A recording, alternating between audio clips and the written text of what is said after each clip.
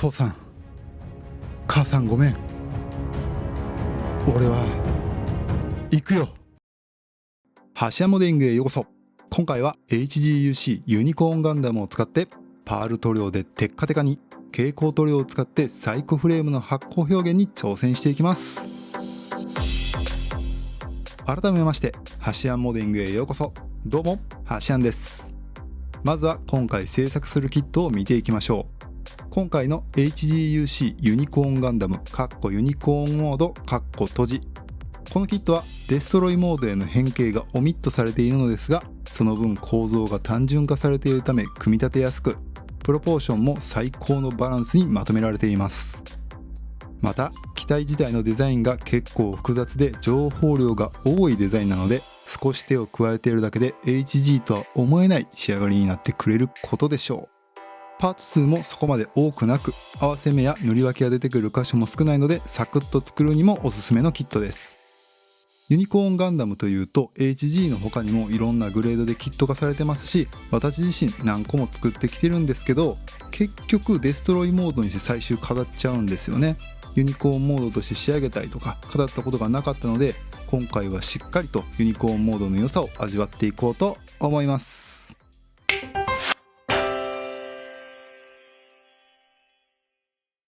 キットの内容物の確認ができたので、パーツをカットしていきましょう。ランナーからパーツを取り外す際には、まずはパーツから離れた場所を切って、次にパーツの近くを切る二度切りを心がけて、綺麗な切り口を確保しましょう。パーツによってはついているゲートがすごく太いものがあるので、こういう場合は二度切りと言わず3回4回に分けて細かく切っていくことで、綺麗な切り口を確保できます。次にゲート処理をやっていきます。240番、400番、600番、800番のヤスリを使用して余分なゲートを取り除きます。この時パーツに引けやへこみを見つけたら合わせて処理しておきます。240番も用意はしていますが、よほど大きな引けやゴミがない限りは使ってません。ヤスリをかけるときはなるべくまっすぐ直線的な動きでヤスリを当てていきます。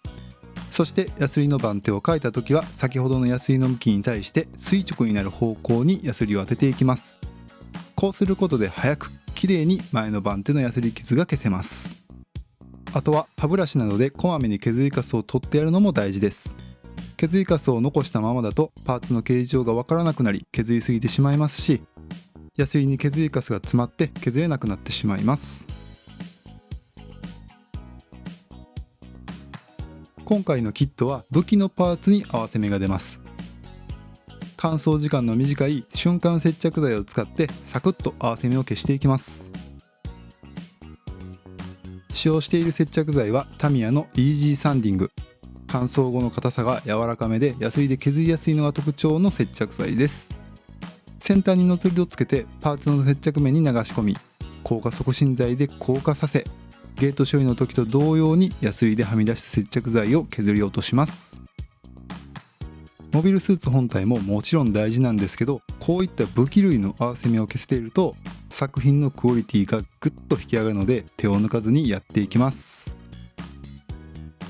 次に高根という専用の工具を使って既存のモールドの掘り起こしを行っていきます。これによりディティールが引き立つだけではなくて、この後の墨入れの時に墨入れ塗料が流れやすくなります。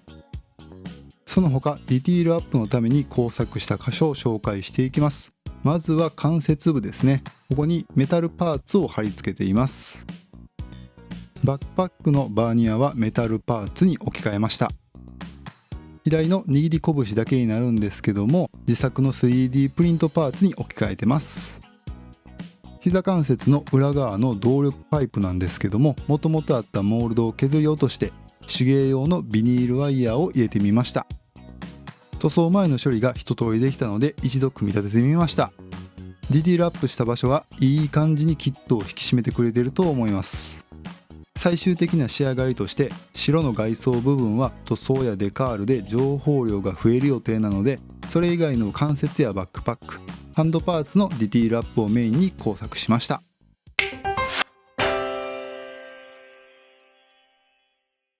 いよいよ塗装に入っていきます。まずはバーニアや関節部などアクセント的に目立たせたい箇所にメタリック塗装を行います。下地に使うのはガイアノーツのサーフェイサーエボブラックです。メタルパーツの場合はサーフェイサーの前に専用のプライマー、こちらもガイアノーツになるんですけども、マルチプライマー、こちらを拭いておきます。シルバーの箇所はクレオスのスーパージュラルミン、そしてゴールドの箇所はクレオスのスーパーリッチゴールドを使っています。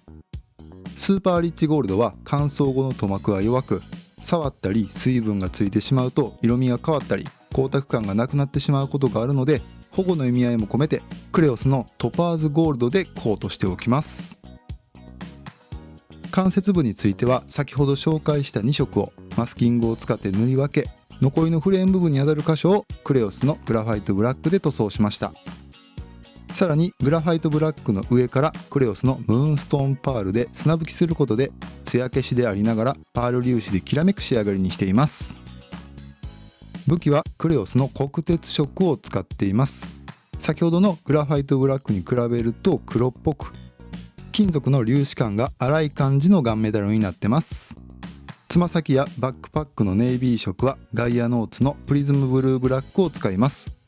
この塗料は金属粒子が非常に固まりやすいので、かなり入念に攪拌をしましょう。攪拌具合でびっくりするぐらい塗った時の色が変わる塗料になってます。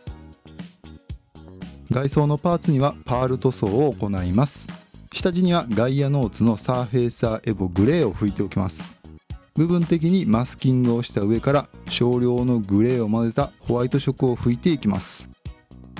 マスキングを取り、白とグレーの2色になっているこのパーツにクレオスのムーンストーンパールを全体的に拭いていきます。こうすることでリアルグレードのような色味の違う2色の外装が出来上がります。塗装が乾燥したらパーツの内側をクレオスの水性ホビーカラーの焼き鉄色で筆塗りしていきます。この作業をするとキットの奥行きをより引き立ててくれ、本来全長20メートルほどあるモビルスーツの巨大感を演出してくれます。はみ出した箇所は中性洗剤をつけた綿棒で簡単に拭き取ることができますので、はみ出しを気にせずにガンガン塗っていきましょう。次にタミヤのエナメル塗料ブラックを使って墨入れを行います。先ほどはキットの裏面でしたが、今度はキットの表面的なディティールを際立たせていきます。こちらもエナメル溶剤をつけた綿棒で簡単に拭き取れるので、塗る際ははみ出しを気にせずガンガン塗っていきましょう。今回は事前にモールドの掘り起こしをしているので塗料が流れていきやすく、拭き取る際も拭き取りすぎてしまうことがなく墨入れがしやすかったです。また未加工のキットに比べモールドが細くなるので、墨入れ後の仕上がりもかなりシャープな印象になるのでおすすめです。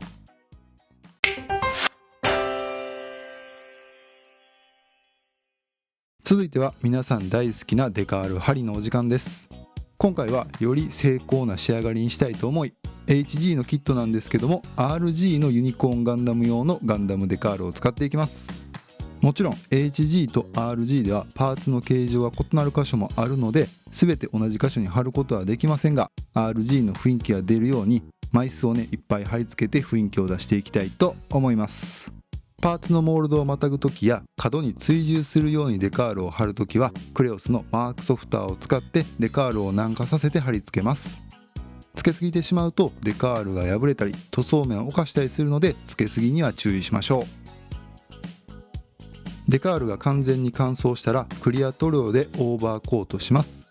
まずはパーツとエアブラシの距離を離して砂拭き状態で3層塗装します。その後光沢が出るよう通常の距離で3層塗装しました。いきなり通常の距離で塗装するとデカールが割れるなどのトラブルが発生するので注意しましょう。クリア塗料が乾燥したパーツの表面ですが、微妙に凹凸があり綺麗とは言えない状態になってます。この凹凸を消すために2000番と4000番のヤスリを使って中研ぎを行い表面を滑らかに仕上げます。中研ぎをするときはヤスリを水で濡らし、パーツの表面を滑らせるようにパーツを磨いてください。この時力は必要ありません。力をかけると簡単に先ほど塗ったクリア層を通り越して塗装面やデカールを削ってしまいます。そうなると塗装前の状態まで戻らないと修復できなくなるので、絶対に力を入れないように注意しましょう。中研ぎした箇所がきれいに艶消しになっていれば作業完了です。一度パーツを洗浄して磨き作業の方に入っていきます。中研ぎが終わったパーツはコンパウンドで磨いて光沢を取り戻していきます。今回はリューターを使って磨き作業をやってみました。タミヤのコンパウンド粗め、細め、仕上げ目の順に磨いてキットを輝かせていきます。動画には映っていませんが、中研ぎ工程と同様に磨き作業の場合も粗め、細め、仕上げ目と作業が終わるたんびに一旦パーツを洗浄しています。また使用するリューターのビットやクロスも番手ごとに用意して分けて使っています。そうしないと前の工程で出た削りカスでパーツを傷つけてしまうので注意してください。あとは今回リューターで初めて磨き作業をしたんですけども、想像以上に作業スペースが飛び散ったコンパウンドで汚れてしまいました。リビングモデラーの方は真似されない方がいいかと思います。ここまで来たら完成までもう少しです。最後にガイアノーツの蛍光エナメル塗料、蛍光ピンクで墨入れをしてサイコフレームの発光表現を再現していきます。はみ出た箇所については通常の墨入れ同様、溶剤をつけた綿棒で拭き取れば OK です。塗装後にブラックライトで確認してみたんですが、なぜかピンクではなくてオレンジっぽい発光になってしまいました。一体どうすれば綺麗なピンク色になったのか、ご存知の方がおられましたらぜひコメントをお願いします。こちら全てのパーツが完成しました。外装パーツの光沢感とディティールアップがいい感じにマッチしてますね。バックパックもテッカテカに仕上がってます。色味については残念でしたけど、蛍光塗料もしっかりと発光しています。今回地味にこだわったポイントとしては、頭部のアンテナの中央に筋彫りをしたことです。ガイドテープが貼れない箇所だったのでめちゃめちゃ大変でした。今回のキットは HG ではありますが、機体のデザインが複雑なのでそのままでもいい感じにハイディティールとなっています。そこに色の塗り分けやディティールアップを追加したので、実質も RG に近い仕上がりまでクオリティを引き上げられたんじゃないかと思います。それでいてキット自体はとてもシンプルな作りになっていて、とても作りやすい印象でした。これはやはり複雑な変形機構を省いたからこそ実現できたものだと思います。少し古いキットなので稼働については残念な感じもありますが、ユニコーンモードが好きな方もそうでもない方も納得のキットだと思います。はい、組み立てた状態の仕上がりこんな感じです。いかがでしょうか。個人的には外装パーツのね2色に塗り分けた感じがしっかりねうまい感じに出てるんじゃないかなと言いつつも、その色の濃度ですねの差がそこまでないのでくどくなりすぎないというか、こういうツートンパターンに塗り分けた時って結構色の差をつけすぎてですね、濃い方の色がちょっとくどいなみたいな仕上がりになりがちなんですけど、そこを自分的にはうまく調節できたんじゃないかなと思います。それでは完成品動画をご覧ください。